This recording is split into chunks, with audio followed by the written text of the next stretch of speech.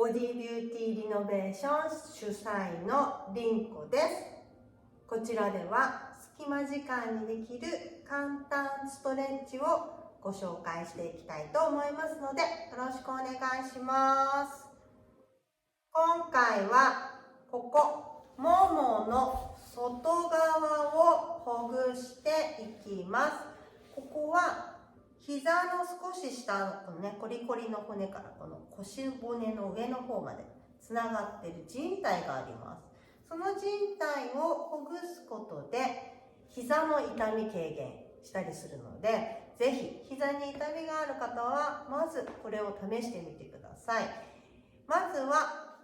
つま先を内側にして、このね、外側を上に持ってきます。はい、そしたら簡単です。手のここ、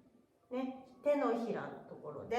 ここを膝の上からゆっくりと揉みほぐしてあげてください。こうやってね、ここにね、コリッとした大きい塊がね、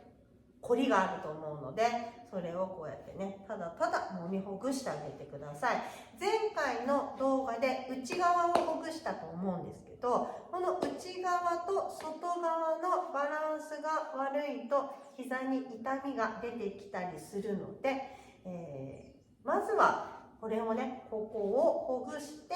内側をほぐすのを試してもらえると、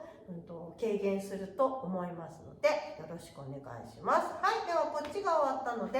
反対もいきましょう。前に出して、つま先を内側ですね。ここをやりたいので、内側にして、これね、上に来るようにします。で、もし股関節がちょっと硬くて上にできなかったら、もう全然ここ上にお尻持ち上げて、上に向けて構えないので、でここでね、揉みほぐしていきますね。このコリッとしたのがあると思うんですけど、ここでね、もも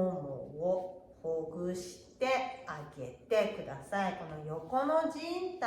す。これは、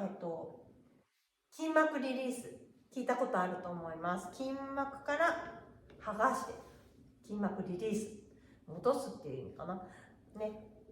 で、こういう風にほぐすことで筋膜とくっついちゃった靭帯をほぐしてます。そして膝のくるぶしからここまで付け根からこうね、骨盤の腰骨の上の方のね骨とこうくっついているので、ここが剥がれることによって膝がねスムーズに動くようになるので、ぜひやってみてください。今日はこれで終わりたいと思います。ありがとうございました。